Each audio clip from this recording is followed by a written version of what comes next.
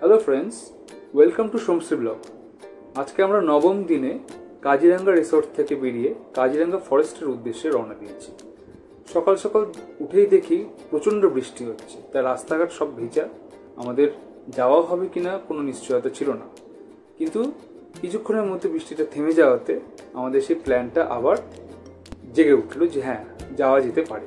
তা আমাদের গাড়ি যেহেতু আগের দিন রিজার্ভ করা ছিল, তাই পরদিন সব গাড়ি এসে উপস্থিত হলো ঠিক 7টার মধ্যে, আর আমরা ঠিক 7:30 নাগাদ রওনা দিয়ে দিলাম কাজিরাঙ্গা রিজার্ভ ফরেস্টের উদ্দেশ্যে।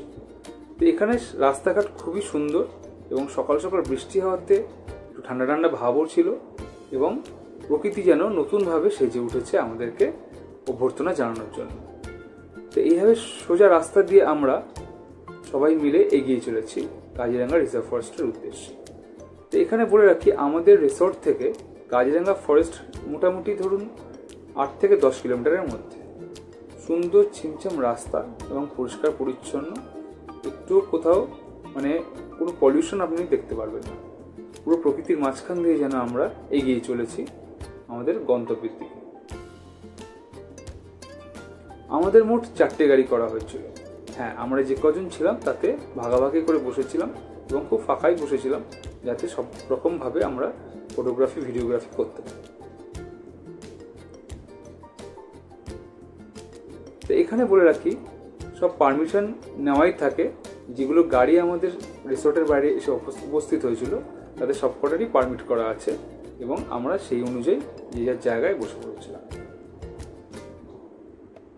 এখানে পার হেড লেগেছিল আমাদের প্রত্যেকেরই 620 টাকা করে। যদি আপনি ক্যামেরা নিয়ে যান, ক্যামেরার কিন্তু চার্জ আলাদা পড়বে।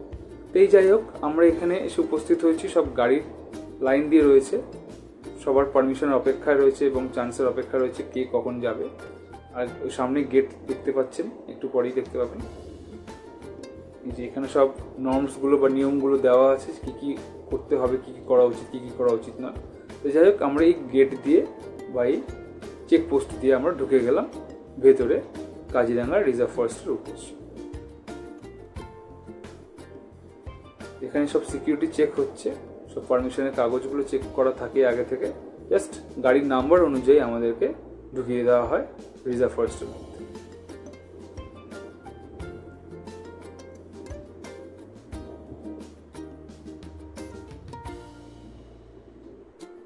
এই কাজিরাঙ্গা রিজার্ভ ফরেস্ট দেখতেই পাচ্ছেন মোটামুটি 1100 স্কোয়ার কিলোমিটার দ্বারা আবেষ্টিত।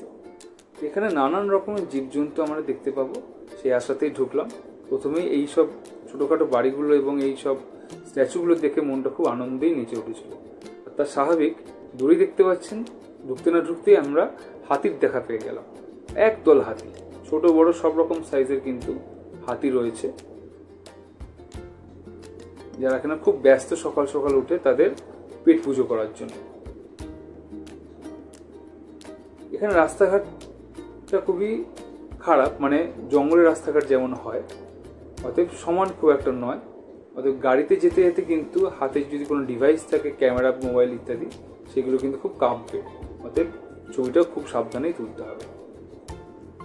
এখানে দেখতে পাচ্ছেন এখন অব্দি রোদটা খুব একটা ভালোভাবে ওঠেনি, কিন্তু সামনে একজনকে আমরা দেখতে পেয়েছি যা দেখে আমাদের খুবই এক্সাইটমেন্ট লাগছিল।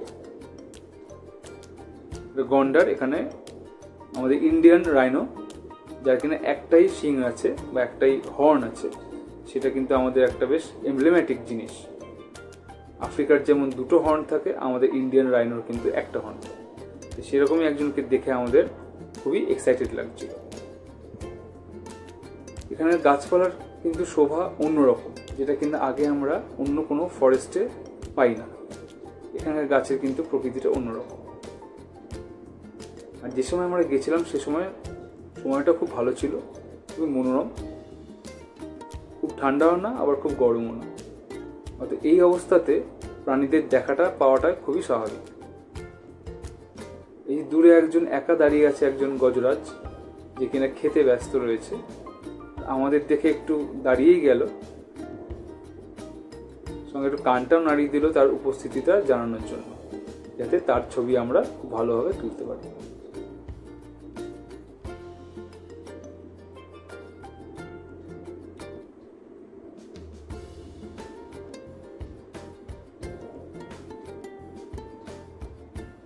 যাই হোক, এই করতে করতে আমরা আস্তে আস্তে এগিয়ে যাচ্ছি আরও অনেক কিছু অজানা দেখার জন্য।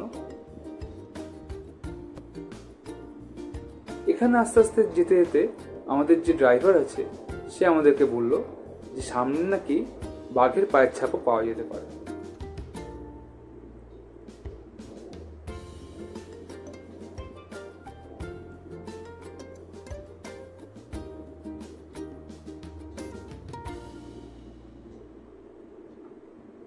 কথাটা যে খুব ভুল বলেছিল তা কিন্তু নয়। এই জিপে যেতে যেতে আমি দেখতে পেলাম বা আমাদেরকে দেখানো হলো যে বেশ কিছু জায়গায় বাঘের পায়ের ছাপের মতন কিছু জায়গা কিন্তু দেখা যাচ্ছে। ওটা বাঘের পায়ের ছাপও হতে পারে বা অন্য কোনো বন বিড়ালেরও পায়ের ছাপ হতে পারে, কিন্তু দেখে মনে হলো একটা কার্নিভোরাস কিংবা ক্যাট ফ্যামিলির কারোর একটা পায়ের ছাপ।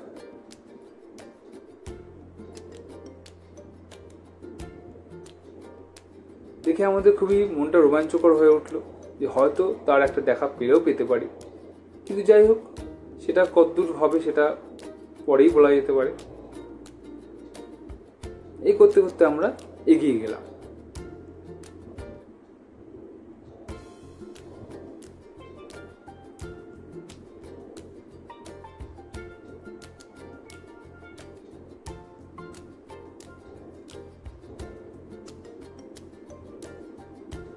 যাই হোক, একটু দূর গিয়ে একটা সাঁকো মতো পড়লো, যেটার আশপাশে খুব সুন্দর একটা জলাশয় রয়েছে।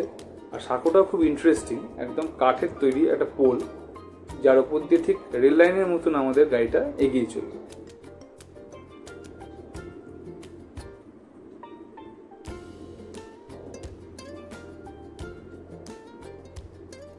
এই বনের মধ্যে দিয়ে যেতে যেতে বিভিন্ন রকম শোভা আমরা উপভোগ করতে লাগলো।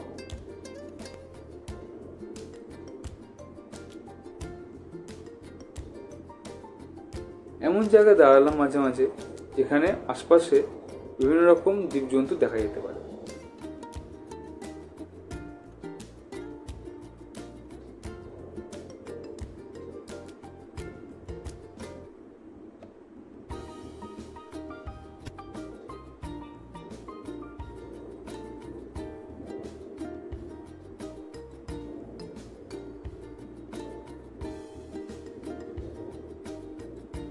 নানা রকম জলাশয় পেরিয়ে আমরা এগিয়ে চলেছি।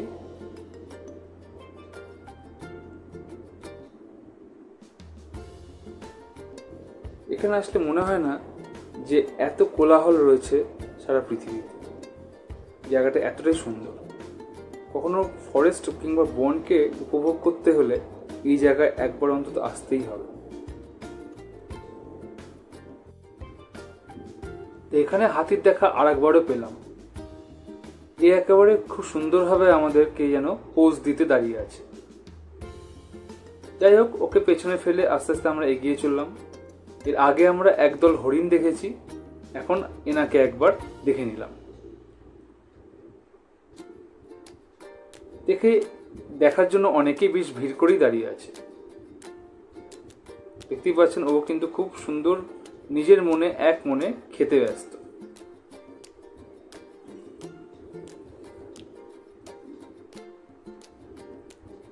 সঙ্গে একটু নিজের সেলফিও তুলে নিলাম সবার সাথে, আশেপাশে আমরা যারা আছি।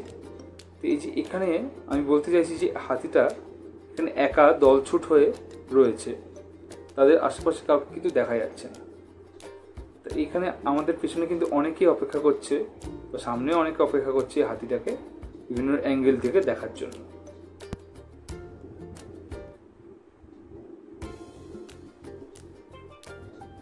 যাই হোক, ওটাকে পেছনে ফেলে আমরা আস্তে আস্তে একটা ওয়াচ টাওয়ারের দিকে এগিয়ে গেলাম, যেটা কিনা রাস্তাটা যেখান থেকে দুভাগ হয়ে গেছে সেখান থেকে ঠিক বাঁদিকে এই একটা ওয়াচ টাওয়ার। এটা ঠিক উল্টো দিকে একটা বিশাল জলাশয় আছে বা ঝিল মতন জিনিস আছে, যেখানে অনেক পাখির একসাথে সমাগম হয়েছিল। সেটাকে মেইনলি দেখার জন্য আমাদের এখানে আসা। এই জায়গাটা ব্যারিকেড করে দেওয়া হয়েছে যাতে এটাকে ডিঙিয়ে আমরা যাতে ওপারে না যাই, গেলে ওদেরও তো শান্তিতে বিঘ্ন ঘটতে পারে, তাই সেই জন্যই এই জায়গাটা ব্যবস্থা করা হচ্ছে। দেখতেই পাচ্ছেন দূরে এক পাল সব সারস জাতীয় পাখি ওখানে কিন্তু জল খেতে এসছে বা বিশ্রাম করতে এসছে।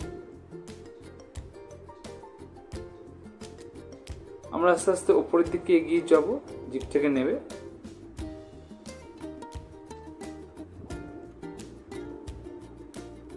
টাওয়ারটা এতটাই সুন্দর যেখান থেকে পুরো এরিয়াটাকে আমরা কিন্তু দেখতে পাই। পুরো 360 ডিগ্রিতে আমরা কিন্তু এই এরিয়াটাকে একদম সুন্দরভাবে দেখতে পাই। চারদিকে দেখতেই পাচ্ছেন সুন্দর, একদম প্রকৃতিতে একদম ভরা, সুন্দর একটা হালকা ধোঁয়াশা বা কুয়াশা মতন হয়েছে। আর এখানটাতে আমি বলতে চাইছি যে আমাদের কিন্তু এই পাখির সব জলাশয়গুলো দেখা যাচ্ছে। আর আমরা যে কজন এসেছিলাম গ্রুপে তার একটা ছবিও দিয়ে দিলাম। যাই হোক, এখান থেকে বেরিয়ে আর একটু কিছুটা দূরে দেখতে পাচ্ছেন একটা রাইনো বা গন্ডার কিন্তু এখানে একা এক নিবিষ্ট বনে খেয়ে চলেছে। আর অন্যদিকে একপাল হরিণ কিন্তু ছোটাছুটি করছে, বা ওরাও কিন্তু এক মনে খেয়ে চলেছে ঘাস পাতা যা হোক তাদের সামনে যা রয়েছে। এখানে রাস্তাগুলো এতটাই সরু বিভিন্ন জায়গায় যে এখানে কিন্তু আমাদেরকে অপেক্ষা করতে হচ্ছে আরেকজনকে পাস দেওয়ার জন্য। তো যাই হোক, ওখান থেকে বেরিয়ে গেলাম আর একটা ওয়াচ টাওয়ারের দিকে। এটার নাম কাঠপোড়া ওয়াচ টাওয়ার বা কাঠপোড়া টাওয়ার। তো এখানে কিন্তু লোক বিশেষ আসে না, জাস্ট এখান থেকেই চারদিকটা দেখে। আর এখানে ভিড়টা কিন্তু অন্য টাওয়ারের তুলনায় একটু কম। তো আমি একাই ছিলাম এখানে, যে উঠেছিলাম আমাদের গ্রুপের মধ্যে, তাই এখান থেকে উঠে বিভিন্ন জায়গাটার একটা ফোকাস আমি নিয়ে নিচ্ছি, সার্ভে করে নিচ্ছি। রাস্তাটা কি সুন্দরভাবে সরু হয়ে দুদিকে চলে গেছে সে দেখা যায়। আর নিচে কয়েকটা গাড়ি আমাদের অপেক্ষা করছে। আর দূরে একটা রাইনো বা গন্ডার কিন্তু আমরা দেখতে পাচ্ছি, ও নিশ্চিন্তে হেঁটে চলে আসছে আমাদের দিকে।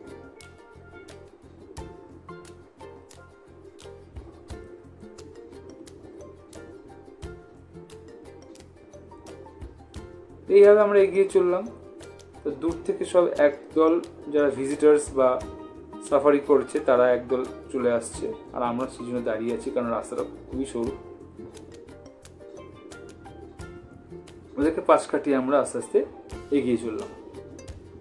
এখানে একটা কাঠফুল ছিল, সেটাকে পেরিয়ে আমরা চারদিকটা দেখতে দেখতে এগিয়ে চলেছি। যদি কিছু কারোর দেখা পাই, শুধু দেখা পেয়েও গেছিলাম যে একদল ভোদর বা উজবিলাও এখানে কিন্তু বেশ ডুব সাঁতার দিয়ে স্নান করছে।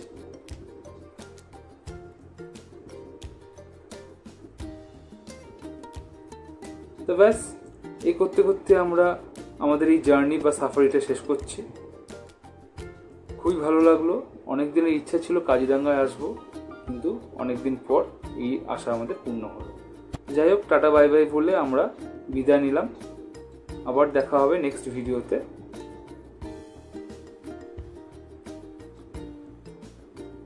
আশা করি আপনাদের এই ভিডিওটা ভালোই লেগেছে। অতএব আমাদের এখানে ট্রাভেলিং ইস্ট জার্নিটা এখানেই শেষ হলো। এই কটা দিন আপনাদের সবাইকে নিয়ে এত সুন্দর একটা যে এক্সপিরিয়েন্স আমি শেয়ার করতে পেরেছি, তার জন্য আমি নিজেকে খুব ধন্য মনে করছি। আর thank you all of you যে আপনারা আমাদের সাথে থেকেছেন। ওকে।